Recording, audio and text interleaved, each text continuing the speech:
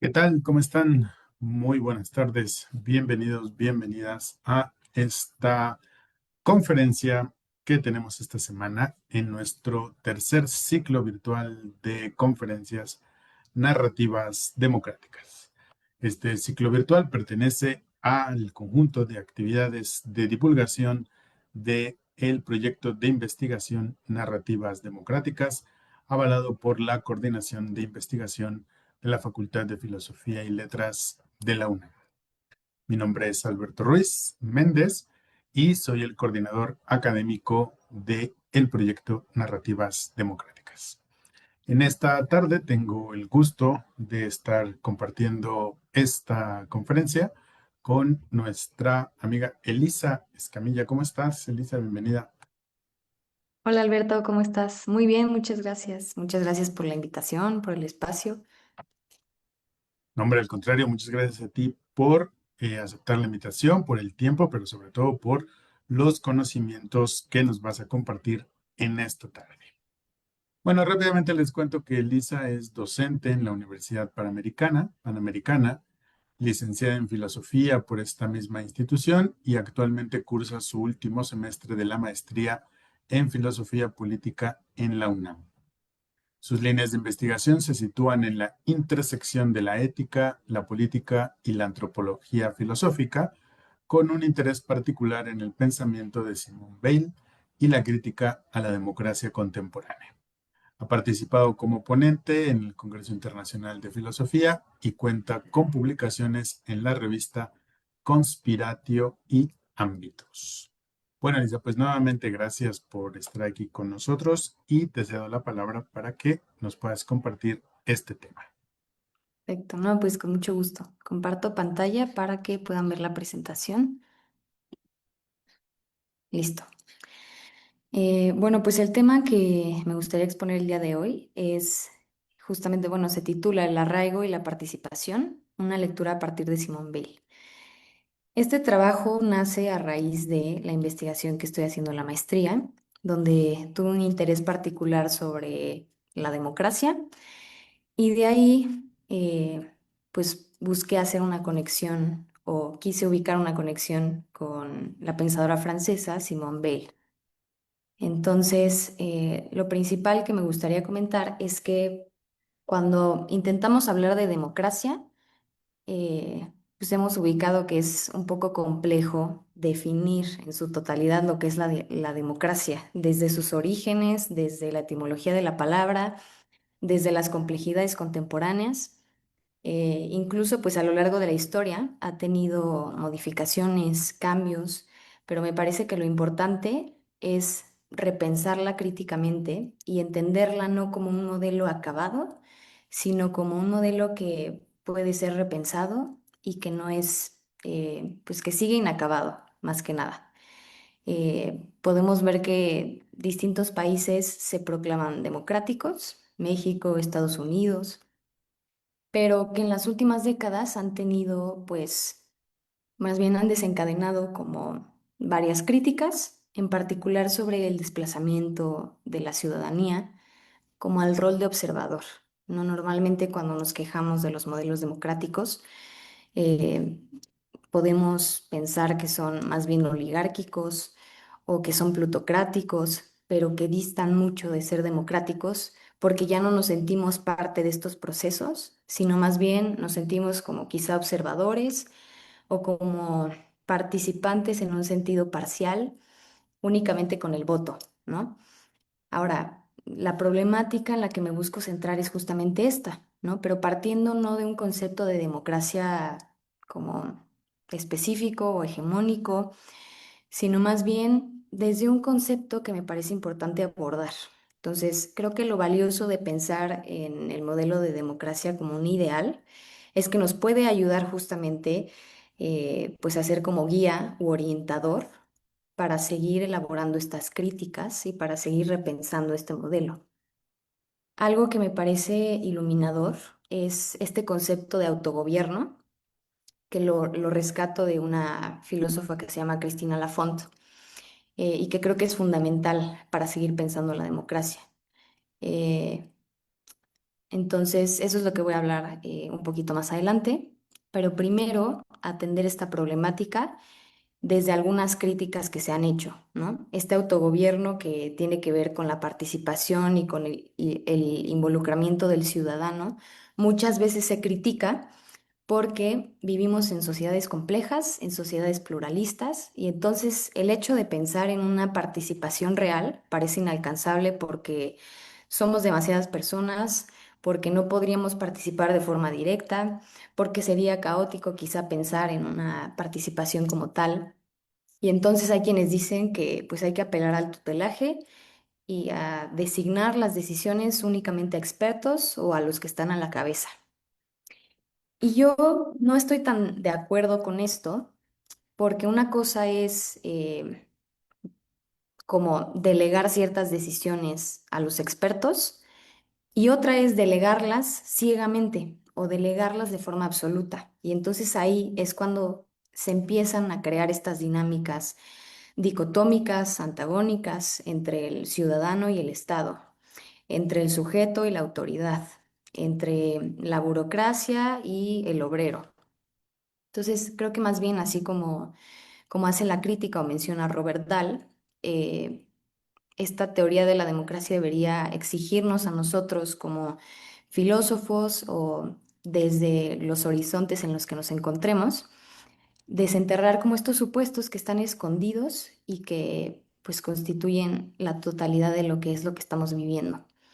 Entonces, primero, ahora sí, partir de este ideal de autogobierno y de participación. Eh, Normalmente asociamos esta parte del autogobierno con con la soberanía del pueblo. Y me gustaría aclarar que esta noción de pueblo no debería entenderse como un concepto numérico o un concepto material que sea aislado, sino como más bien un cuerpo político activo, capaz de deliberar, capaz de autogobernarse a través de una función organizativa que posibilite una toma de decisiones colectiva, una toma de decisiones consciente. Entonces, por eso creo que este elemento o esta noción nos puede ayudar a repensar y a revitalizar este ejercicio democrático para pensar en una forma política consolidada. Creo que el vaciamiento de lo político actual es un peligro radical porque lo que hace es erosionar estas formas del cuerpo político, del cuerpo de autogobierno deliberativo, activo, y que muchas veces se ven erosionados por condiciones de opresión. Nuevamente estas dicotomías o estos procesos burocráticos, tecnocráticos, que hacen que no comprendamos lo que está pasando allá afuera o allá adentro, ¿no? Em, Después. Cristina Lafont me parece que lo que hace muy bien es desmenuzar este concepto y distinguir que no es lo mismo hablar de una participación desde una preocupación, no sé, sustantiva por el contenido adecuado o fidedigno de las leyes y de las políticas a las que uno como ciudadano está obligado a obedecer y a seguir. Y por otro lado, una participación que venga de una preocupación interpersonal por estar en una relación política en la que se reconozca que los otros también están participando en este proceso de toma de decisiones. Entonces, me parece que lo que es fundamental en este ejercicio democrático es reconocer que hay un entramado de relaciones sociales, de relaciones que sostienen esta participación y que además este entramado de relaciones permite una previa reflexión sobre las leyes y la política. Entonces, no basta solamente con que haya una apropiación formal que parta de reconocer las leyes y de seguirlas, sino también que haya una identificación con ellas desde una apropiación real. Es decir, yo como ciudadano puedo identificarlas, puedo comprenderlas y puedo sentirme coautor y concebirme como coautor de las instituciones y de las leyes, porque concibo en ellas y observo en ellas que se atañen a la justicia y al bien. Entonces, muchas veces podemos hablar de una igualdad política o una participación política, pero que sea exclusivamente formal, o sea, identificar que es formal, eh, no excluye de que haya una alienación. Reformulo. Que seamos considerados como iguales en sentido político no quiere decir que no haya una alienación o que no haya algo que podamos repensar, ¿no? Me parece que uno de los problemas es que tomamos esta participación o esta igualdad política solamente desde lo cuantitativo o lo procedimental. Algo que de nuevo hace muy bien Cristina Lafont es extender, me parece, esta noción o este sentido de participación. La participación no es solamente estar involucrado en los procedimientos en sentido cuantitativo. Yo no puedo decir que la participación de un país es alta solamente porque el 80% de los ciudadanos acudió a votar, porque hay muchas cosas de por medio que pueden denotar que no es una participación quizá genuina. Lo ideal sería que pudiéramos identificarnos con esas leyes, con esas instituciones, que pudiéramos formar parte de ello, no solamente a través de una participación directa en el voto, sino también la parte de la formación de la opinión pública, por ejemplo.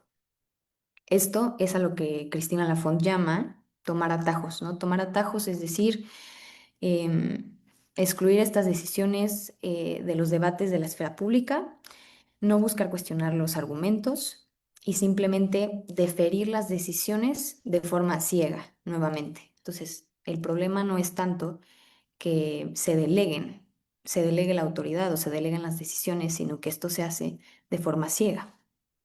Em, entonces, estos métodos vemos que no garantizan una verdadera participación como nos gustaría, ¿no? Una verdadera integración del ciudadano en la vida política. Parece que la vida política es más que solo eso. Em, entonces, además, añadiendo, em, complementando, cuando los ciudadanos sí son capaces de identificarse con este proyecto, lo pueden aceptar como propio. Y al mismo tiempo esto no quiere decir que, digamos, todos tengan que tomar decisiones de forma directa. Espero que no sea redundante, ¿no? La pregunta sería, ¿cómo podemos revitalizar este ideal de autogobierno cara a lo que está pasando ahora? Me parece que... me salté esta presentación. Ya voy a esta siguiente. Entonces, me parece que esta participación se puede extender o podría entenderse en distintos ámbitos, ¿no? Ampliarla, no solamente desde los mecanismos formales como el voto, em, sino cuestionarnos cómo podríamos mejorarla. El problema que yo ubico es, ok, el ideal del autogobierno me parece que es muy bueno, que la crítica que hace la Font es adecuada, porque precisamente estamos viviendo en una era donde todo está automatizado, sobre todo, por ejemplo, el uso de la IA y el diseño de las políticas públicas. Ahí se nota un poco más cómo hay una separación entre el ciudadano y la comprensión de lo que está pasando en las dinámicas, en los procedimientos, en lo público, en lo político. Uno de los problemas que yo observo y retomo a Wendy Brown es el tema de la razón neoliberal o el neoliberalismo que crea sujetos, como Foucault diría, un homo economicus. Entonces, esta lógica de dominación o lo importante de esta lógica de dominación es que em, todo lo que es la existencia del sujeto, el sujeto en sentido ontológico, se transforma y entonces todas las dimensiones de él se traducen en algo completamente económico, completamente medible, em, y que van a cambiar su forma de estar en el mundo, de percibir el mundo y de relacionarse con el mundo.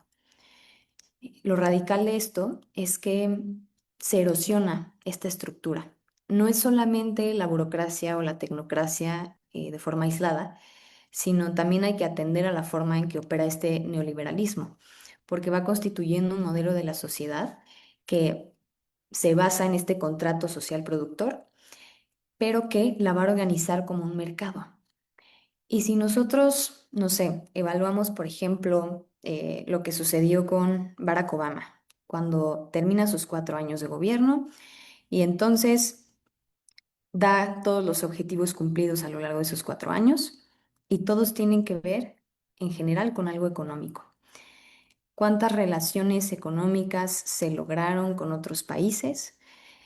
¿Cuántos empleos se dieron a lo largo de los 4 años? El incremento de la economía. Y no es que eso esté mal en sí mismo, sino más bien que lo político se vuelve completamente económico y entonces el país más bien es un gestor que tiene, es como una empresa que tiene ciertos deberes económicos y que tiene opositores y que tiene logros y que completamente y que todo el tiempo está completamente en competencia. Entonces, no solamente es la erosión estructural del sujeto, sino la erosión de la política en tanto todo se concibe desde una economización. En otro sentido, es importante también notar que los conceptos o las nociones fundamentales del liberalismo son usadas por el neoliberalismo y son transformadas por el neoliberalismo. Pensemos, por ejemplo, en la libertad, ¿no? La libertad que se reduce a los fines privados, la cuota de mercado, bajo esta idea de que la vida política compromete o merma la libertad individual, pensando, por ejemplo, en un Hayek que habla de una planificación o un control estatal, resulta inherentemente opresivo, porque está cargado de errores, porque reduce la vitalidad social. Entonces la pregunta es, ¿dónde queda lo político? ¿Dónde queda lo común y lo democrático bajo este supuesto? Y no solamente la noción de libertad es transformada, sino también la noción de derecho, que abordaré un poco más adelante. Pero lo importante es que esto se vincula con esta agencia política, ¿no? Porque todo se reduce a la búsqueda de fines privados, a una tensión donde el sujeto en el mundo está completamente en competencia, em, está completamente en una situación de amenaza. Toda intervención política es vista como amenaza y el hombre es transformado en capital humano para fortalecer su posicionamiento competitivo como si fuera una corporación. Entonces, de nuevo, esta vida política parece que se va difuminando y entonces deja de ser apropiación del mundo común para transformarse en un carácter social mercantilizado. Entonces, ahora sí sigo con la parte del... Ay, acá está. Mm, ya. En la parte del derecho, parece que el derecho individual se extiende ya no solamente a los sujetos, sino también a las corporaciones. Eh, Esto también se podría interpretar desde los partidos políticos. Y aquí comienza un poco la vinculación o el entramado con Simone Weil. Para Simone Weil, justo los partidos políticos son un síntoma que evidencian toda esta lógica. No específicamente la neoliberal, pero hay forma de conectarlo. Yo creo que hay una conexión bastante profunda. ¿Por qué? Porque los partidos políticos parece que anulan las subjetividades y las subsumen en el pensamiento único de la colectividad. Ahí hay una cita, ¿no? Dice, supongamos que un miembro de un partido adquiera el siguiente compromiso. Me preocuparé exclusivamente de discernir el bien público y la justicia. Ese lenguaje sería muy mal acogido. Aquí lo que estaba intentando decir Simone Weil es que parece que los miembros del partido, de un partido político, se adscriben a un pensamiento homogéneo. Y entonces cuando uno tiene un verdadero sentido de justicia y busca lograr el bien público, se le desplaza, se le rechaza, porque no cumple con las condiciones para formar parte de este partido. Además que suelen acumular riquezas, que es lo que menciona, que suelen envenenarse por este sentido de poder. Entonces, estos organismos públicos que se constituyen de forma oficial, lo que dice es, matan en las almas el sentido de verdad y de justicia, por lo ya mencionado. Entonces, restan voz, restan acción y toda la individualidad queda absorbida por estos movimientos. Entonces, aquí podríamos preguntarnos o podríamos señalar que quizá es un síntoma de esta estructura opresora que hemos observado, ¿no? Normalmente parece que los partidos políticos se desempeñan o se articulan como un proyecto corporativo, ¿no? Las campañas, el dinero invertido. Y entonces, esto también es opresor porque niegan un espacio político auténtico. Yo no puedo tener una idea o no puedo tener un sentido de verdadera participación porque estoy inscrita legalmente, no solo a un pensamiento, sino pues a una institución que está regida por esta estructura neoliberal. Em,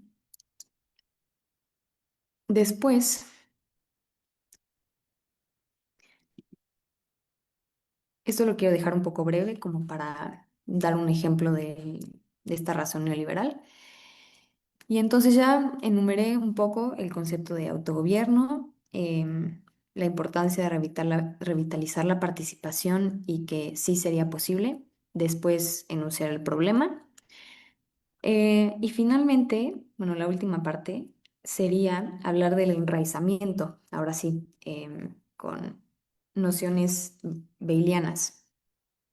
Para Simone Weil, este ámbito de sentido del que hablamos con el ideal de autogobierno no se construye, sino más bien desde la radicalidad del sujeto. Entonces, lo que provocan las estructuras neoliberales es una erosión de las subjetividades. Y entonces lo que habría que hacer es reconfigurarlas, reconstruirlas, repensarlas. La noción de enraizamiento me parece que nos puede abrir esa posibilidad para considerarlo y para pensarlo y para ser críticos frente a lo que está pasando. Em, lo que menciona Simone Weil en Echar Raíces es que el sujeto necesita ciertas condiciones necesarias para que pueda desarrollarse. Entonces, podemos hablar de un enraizamiento en sentido positivo y de un desarraigo en sentido negativo. El desarraigo implica pues lo contrario, ¿no? Esta incapacidad de poder desarrollar este sentido de pertenencia, em, de desplegar este entramado de relaciones sociales y al final el enraizamiento en sentido positivo comprendería esta necesidad de pertenencia de un entorno que pueda desplegar esta participación y esta apropiación.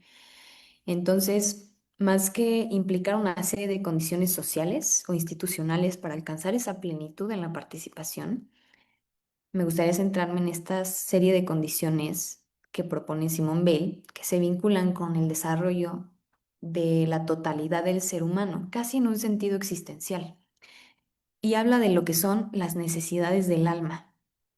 Simone Weil observa que el sujeto no solamente tiene necesidades físicas, bebida, comida, techo, sino que también tiene necesidades espirituales y que son de igual importancia que las físicas.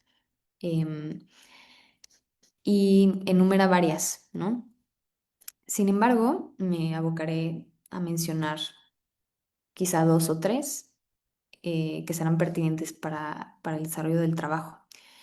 Eh, Primero, esclarecer que estas necesidades del alma se conciben como una obligación que yo tengo para con el otro. Es decir, en la medida en que yo puedo reconocer al otro sujeto, verlo, puedo, digamos, notar que tiene ciertas necesidades y esas necesidades se traducen en un deber, en una exigencia. Las necesidades del otro implican un deber que yo tengo para con él. Esta noción de obligación es importante porque digamos que se asemeja bastante a la noción del rostro del otro de Levinas, ¿no? Una normatividad sin norma. Esta noción de obligación prima sobre la del derecho porque está subordinada a ella. Entonces, un derecho no sería eficaz por sí mismo, solamente lo sería por la obligación que le corresponde. Entonces, ella menciona, ¿no? El cumplimiento efectivo de un derecho no depende de quien lo posee, sino de los demás hombres que se sienten obligados a algo hacia él. Los derechos van a estar siempre sujetos a condiciones determinadas, pero la obligación siempre es incondicionada. Quizá también se acerca un poco al sentido kantiano del deber. Eh, y justamente para Simone Weil, esta noción del deber es lo que vincula a los sujetos, lo que permite que se despliegue este entramado de relaciones. En la medida en que yo puedo reconocer ese deber y ejecutarlo, en esa medida yo puedo ir apropiándome del espacio, reconociendo el espacio y fortaleciendo este sentido de pertenencia. Y la pregunta sería, ¿no? ¿Cómo poder atender esas necesidades que representan los deberes? Estos deberes, o estas, más bien estas necesidades, son las que se presentan como un deber hacia nosotros y las nombra. La primera sería el orden. La explica como esta necesidad primaria que me permite entablar un tejido de relaciones en el que nadie se vea forzado a violar ciertas obligaciones para cumplir otras obligaciones. O sea, es un poco como, de nuevo, es muy kantiano en el sentido de que no hay obligaciones que se contrapongan, ¿no? Todo siempre va a estar en orden. Dos obligaciones no pueden ser incompatibles a la vez.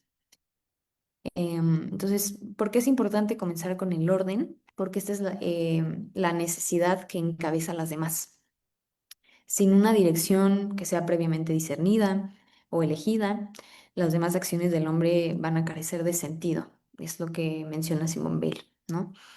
Em, en este texto de Echar Raíces no desarrolla con demasiado detenimiento o demasiado detalle la parte del orden, pero sí lo desarrolla un poco en sus escritos de juventud, guiada mucho por el platonismo y el cartesianismo, pero básicamente comprender que hay un orden en la naturaleza, un orden existente en la naturaleza y que no se impone, sino que más bien uno es consciente a través del pensamiento de reconocer ese orden, de comprenderlo, de ejercerlo en los demás.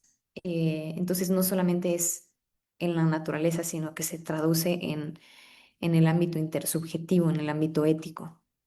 El orden en el pensamiento implica que la razón es la que gobierna, muy platónico. Entonces, esto se vincula al mismo tiempo con una noción de responsabilidad, porque em, si concebimos este orden como un proceso arquitectónico en el plano ético, lo podemos convertir en principio de deber. Es decir, hay un orden en este plano ético que exige cierta responsabilidad.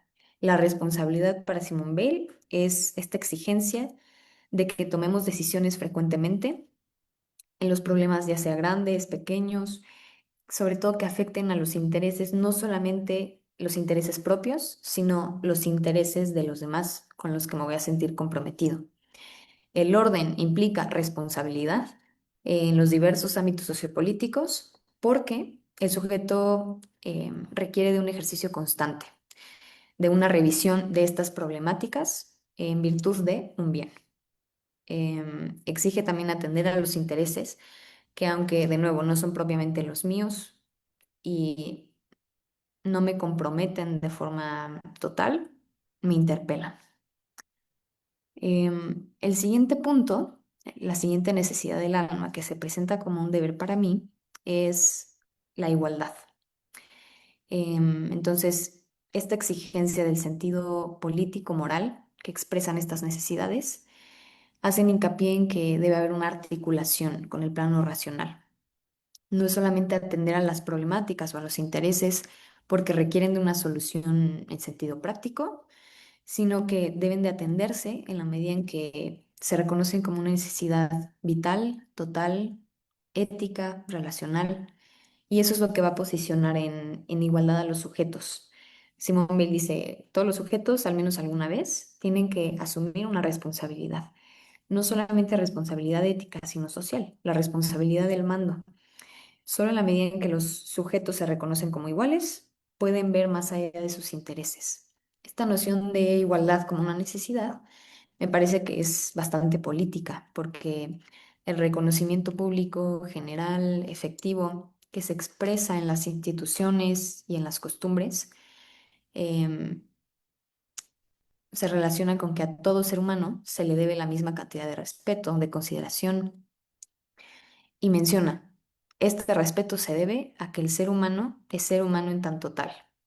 En eso no hay gradaciones. O sea, como que ahí no onda mucho en la justificación de la condición de respeto, pero parece que es algo un poco místico. Em, entonces, en ese sentido, esta igualdad política procede de el reconocimiento del sujeto en un mundo común y que sobre todo no se agota en los derechos que el Estado reconoce formalmente, sino que se da en el entramado de relaciones, se extiende en diversas dimensiones de la vida colectiva. En tanto el individuo se sabe, se reconoce como partícipe de una sociedad compartida. Entonces, este aspecto político creo que debe entenderse como quizá un estado de apropiación, de vinculación con el otro a partir del deber. Aquí es cuando este sentido de lo político, de la participación, se extiende, ¿no? El Estado no es la única institución que puede posibilitar esto. Sí, sí lo puede posibilitar, pero me parece que no es la única condición, ¿no? Sino que debe haber también este esfuerzo por ubicarnos en el deber para que puedan desplegarse y desarrollarse estas necesidades. Em, y sobre todo también ver que esta participación no es solamente en el aspecto material, sino en un estado quizá anímico, em, donde realmente hay una vida cívica, cada uno se sentiría personalmente propietario de los monumentos públicos, de los jardines, de las ceremonias. Para Simone Weil, ese sería como el objetivo, ¿no? Em, que el arraigo no se refiere únicamente a una negación de la alienación, sino también ver este aspecto estructural, eh, ubicar que hay un aspecto estructural que impide la articulación de vínculos. Entonces, en ese sentido, podemos comprender quizá más claramente la contraparte que es el desarraigo, que es lo que provoca la parte del neoliberalismo que acabo de mencionar. Y bueno, aunque Simone Weil no habla de o no tematiza la parte de la pluralidad democrática, creo que esta parte del arraigo y del desarraigo es útil para comprender esta despolitización contemporánea. O sea, el individuo moderno necesita o exige ser revitalizado y también esto supone extender ciertas nociones de la política o ciertas nociones democráticas, no solo al ámbito institucional, sino transformado también en los espacios públicos, en ciertas prácticas sociales. Ya para terminar, porque creo que ya me extendí un poquito, em, la noción del trabajo para Simone Weil es algo fundamental, porque justamente la pregunta que puede surgir es, bueno, sí, pero ¿cómo puedo atender a estos deberes o estas necesidades que son el orden, la libertad, la igualdad, em, la libertad de pensamiento? Y el trabajo es una de ellas. El trabajo da la posibilidad del enraizamiento primero, porque permite jerarquizar de una forma ordenada los deberes desde la posición de la ejecución. El trabajo permite percibir el orden desde el cuerpo y del pensamiento. O sea, para Simone Weil, el cuerpo va a ser un elemento súper importante, porque a partir del cuerpo y del pensamiento em, debe haber una unión que me permitan poder concebirme en un mundo compartido y concebir al otro también en un mundo compartido. Además, el trabajo implica asumir una responsabilidad, una labor compartida que no puede ejecutarse, no puede concretarse sin asumir las necesidades del otro también como propias, sin tomar decisiones que no impliquen solamente los propios intereses. En tercer lugar, ahí también se constituye la igualdad, se consolida justamente a través de la praxis. No es posible ejecutar una labor sin que los sujetos se asuman como iguales y se asuman al mismo tiempo e igualmente en el rol de autoridad en algún momento. Em, Paréntesis, Simone Bale ahí está pensando en un trabajo no mecánico, em, no quizá capitalista, sino en un trabajo que involucre una verdadera atención de en lo que se piensa y lo que se hace con el cuerpo, lo que se ejecuta. Em, Al mismo tiempo, el verdadero trabajo requiere reconocer al otro también desde el deber, porque ahí aflora la atención y la atención posibilita la agencia. Eso ya es otro tema, pero para Simone Bale, la atención es como una experiencia existencial, la atención plena de poder unir justamente pensamiento y acción. Y esto lo hace un poco retomando la idea hegeliana, donde el pensamiento se encarna, el cuerpo es atravesado por el alma. Y entonces yo no solamente ejecuto movimientos que no comprendo, sino que con cada movimiento voy generando un hábito y ese hábito se vincula con el pensamiento. Em, entonces, el sujeto no debería simplemente realizar estas actividades previamente aprendidas y posteriormente aplicadas como un hábito que se realiza por inercia sin pensarse, ¿no? Sino que debe resultar de este ejercicio mental, intelectual, que florezca las habilidades cognitivas, que sean precedidas y fundamentales para la atención. Entonces, por eso para Simone Weil, este trabajo manual representa algo esencial que no debería desaparecer y que actualmente nos enfrentamos a un problema respecto a ello, porque ahora todo es mecánico y todo precisamente se encarga de escindir pensamiento y acción, ¿no? Que yo no comprenda lo que haga, sino que simplemente lo haga de forma mecánica. Em, y bueno, creo que ya me estoy pasando de tiempo, pero para concluir, aquí simplemente pongo como algunos elementos que sirven para diálogo, algunos límites, aquellos aportes que hace Brown y los aportes que hace Simone Bale. Y ya nada más para concluir, creo que esta propuesta de Simone Bale no reemplaza el análisis crítico ni de Brown ni de Lafont, pero creo que sí lo puede enriquecer. Ahora ya no me dio tiempo de hablar de la atención, pero creo que ese elemento también es esencial para hablar de la reivindicación de lo democrático. Quizá esto devuelve a esta teoría política una esperanza, un anclaje ético que el neoliberalismo ha corroído y que sin la democracia, sin la cual la democracia se vuelve imposible. Entonces ahora lo pendiente es cómo articular este enraizamiento como una condición posible. Y creo que es todo.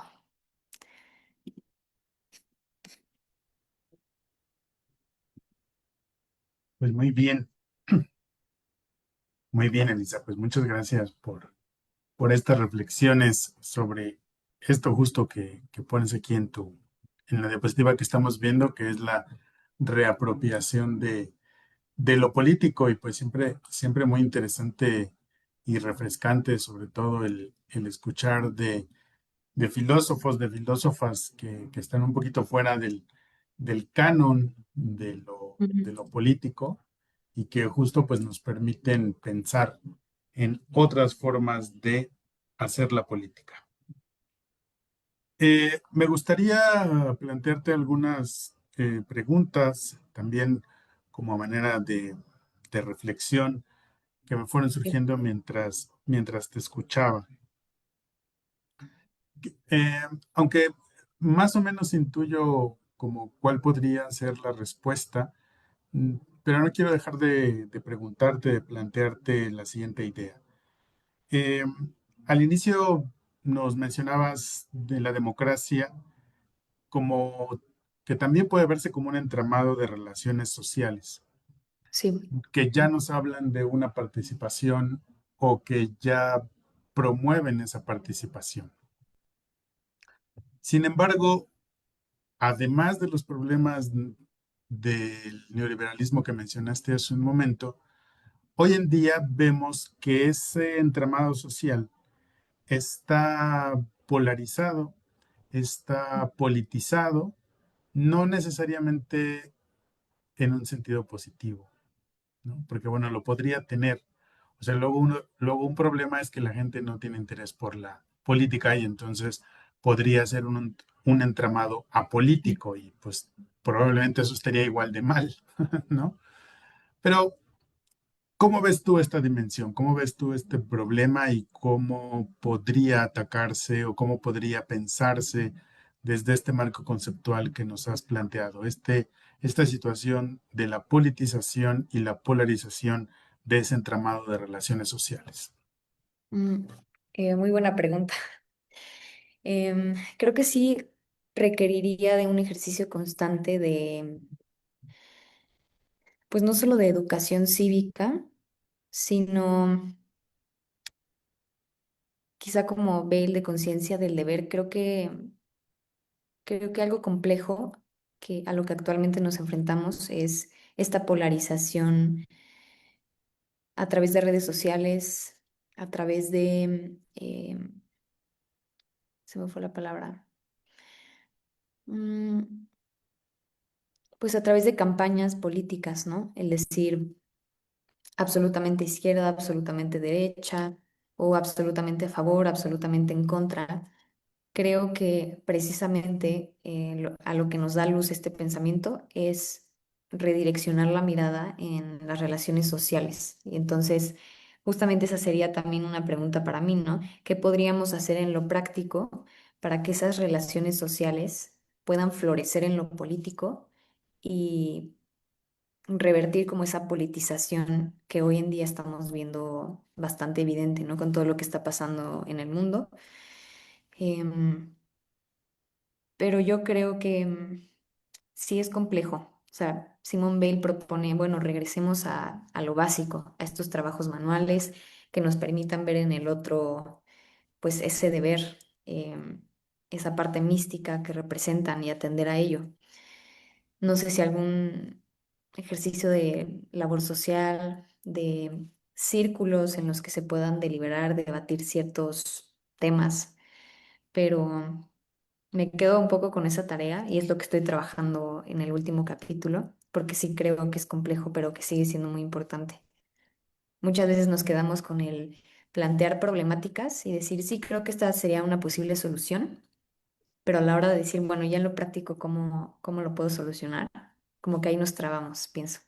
Sobre todo los filósofos, que de repente nos quedamos en lo abstracto y decir, bueno, sí, esto funcionaría muy bien, pero quién sabe cómo lo ejecutaríamos. Y, y bueno, un poco, permíteme decirlo en este tono, en este tono, quizá un poco para ayudarte Mm, a pensar o animarte a pensar estas alternativas que, por supuesto, como filósofos deben estar ancladas y argumentadas, justificadas desde la teoría. Pero muchas claro. veces la práctica, o no muchas veces, siempre la práctica va a venir primero. Y es la Mm, práctica lo que nos va a inspirar o lo que nos va a motivar al juicio reflexionante, ¿no? Como se suele decir. Entonces, en ese sentido, mi pregunta para ti es, ¿qué prácticas reales, concretas, del presente o del pasado, como que te inspiraron o te confirmaron a ti que esta vía es posible? mm, Muy buena pregunta.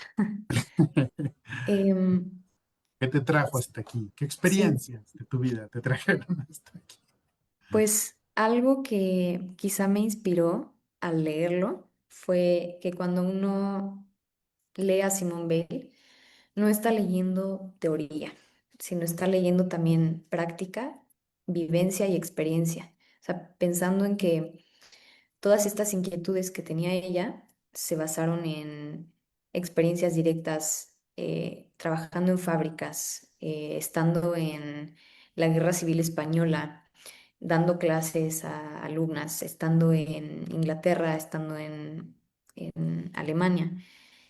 Y creo que un poco lo que me llevó a eso y a pensar es que quizá en un mundo tan adverso o tan tecnificado, el hecho de que ella en un momento de crisis, de caos y de guerra pudiera sentarse a hacer ciertas prácticas, no sé, manuales, obreras, y que haya podido un poco desapegarse de esta parte bélica, que le haya abierto esta parte de reflexión, este espacio para pensar, fue lo que pues me llamó la atención y me inspiró para poder pensar en esto. Entonces, quizá mi respuesta sea un poco arcaica, no lo sé, pero sí un poco regresar a esas prácticas básicas, desde, no sé, la cosecha.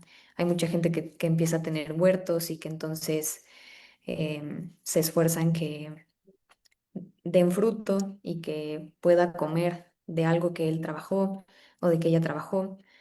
Em, no lo sé, diálogos o discusiones con grupos feministas que de repente se dan, compartir experiencias, no lo sé. Claro, porque, o sea, vamos, la forma en la que uno llega a estos problemas, pues es por supuesto totalmente individual y la más de las veces azarosa, ¿no? Uno logra conectar sus experiencias propias con los textos de maneras muy extrañas. Ahora, luego, desde mi punto de vista, para el tema que tú estás trabajando, pues lo importante es ese vínculo entre el diagnóstico y la solución. O sea, veo muy bien, si me lo preguntas a mí, el diagnóstico de los lazos rotos y del desarraigo, ¿no? Ujú, Me parece muy interesante, me parece muy pertinente, muy acertado. Luego preguntarnos si exactamente la opción inversa es la mejor opción, es decir, el de la reconstrucción de los lazos, el del arraigo. Y ahí es donde, por eso digo que es el vínculo entre el diagnóstico y la solución. Ese vínculo a lo mejor se encuentra luego en estas prácticas reales, ¿no? En estas ujú, prácticas concretas, en estas experiencias. Y lo que nos aporta la filosofía, pues es una perspectiva, una mirada, un concepto con el cual lograr hacer ese entronque, porque la práctica se nos presenta muy caótica y la solución se nos presenta muy ideal. Entonces, ujú, a través de empatar el concepto con la realidad, uno puede ir reconciliando esa, esa distancia entre el caos de la realidad y lo ideal de la solución, ¿no? Entonces, el trabajo filosófico pues consiste en esa imbricación entre lo claro. práctico y lo conceptual. Y entonces por eso pues un poquito te preguntaba pues por tus propias experiencias, ¿no? Para eso. Y sobre todo pensando en que, eh, y esto es lo otro de lo que estaba diciendo ahora mismo, es si bien el diagnóstico me parece muy interesante, creo que sí tienes un buen reto por delante, Ujú, sobre todo en conceptos como el de orden, porque actualmente en el ámbito político, los movimientos de ultraderecha, pues en una versión muy diferente de este concepto, pero están utilizando este concepto, el del orden, el de la aplicación de la ley, el de ujú, pureza, ¿no? pues para imponer regímenes que van minando las libertades de los ciudadanos. Entonces ahí Mm, tienes como otro gran reto, ¿no? Cómo comprender un concepto como el de orden, que sí, sin duda, nos remite a ciertas disposiciones naturales y que sí están en nosotros, eso también no se puede negar, pero que su uso hoy en día, pues ujú. es, por decirlo menos, polémico, ¿no? Entonces, Sí, claro. otra Claro, cosilla. no lo había pensado. Ujú. Sí, porque, o sea, vamos a ver, lo que me parece muy valioso es esto que decías hace un momento, como eh, tener un fundamento ético de la democracia, ¿no? Y eso, por supuesto, es un proyecto que no solo le pertenece a estos filósofos, filósofas que has mencionado, sino que a veces de manera olvidada, pues está en otros filósofos como Locke o como Kant Mm, o como Hegel. Pero ninguno de esos filósofos tenía los problemas que nosotros tenemos derivados del neoliberalismo, ¿no? exacto. Entonces, ahí es donde hay que meterle el ojo crítico a los conceptos con los que nosotros mismos estamos trabajando, ¿no? Claro. Que no podemos suponer que, que pasan directo como en este caso Simone Weil los entendió, sino que Ujú. pues, nosotros tenemos que encontrar una manera como de actualizarlos, Sí. porque los problemas no son los mismos. Pero bueno, sin duda un tema muy interesante, lo abordas de una manera muy, muy puntual y que permite pues estas reflexiones, ¿no? Es decir, más allá de quedarnos con si Simone Weil dijo esto o dijo lo otro, el tratamiento que le estás dando pues nos permite ver hacia adelante y eso es muy valioso. Bueno, Elisa, pues no sé si tú tengas algún comentario final, algún comentario de cierre, alguna idea. Em, pues nada, creo que esto me ha permitido a mí y espero que les sirva el abrir los horizontes y también leer a personajes, mujeres que parece que se han quedado olvidadas, pero que tienen algo de esperanzador, algo que nos pueden enseñar y sobre todo conceptos, ideas que nos permiten leer críticamente la época contemporánea. Entonces, los invitaría a que lean un poco de Simone Weil y que si tienen alguna duda, sugerencia o consejo, me lo puedan decir. Sí. Y Excelente. muchas gracias por Bueno, el espacio. no, hombre, al contrario, muchísimas gracias a ti por aceptar y recuerden que estamos cada semana con este ciclo virtual de conferencias narrativas democráticas. La siguiente semana es nuestra última conferencia, así que por favor no se la vayan a perder. Recuerden que este tercer ciclo virtual de conferencias narrativas democráticas es parte de las actividades de divulgación del proyecto de investigación Narrativas Democráticas, avalado por la Coordinación de Investigación de la Facultad de Filosofía y Letras de la UNAM. Mi nombre es Alberto Ruiz, coordinador académico del proyecto. Les agradezco mucho su atención y nos vemos la siguiente semana. Gracias, Elisa. Gracias, Alberto. Nos vemos. Hasta luego.